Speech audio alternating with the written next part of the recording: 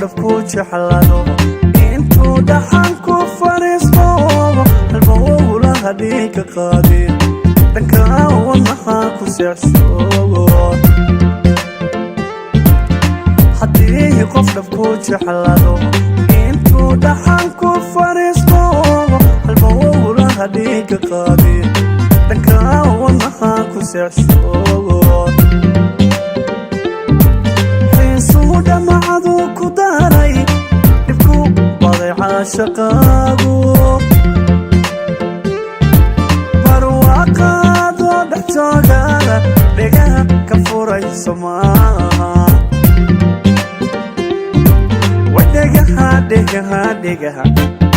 ديقاها كفوري سماها وديقاها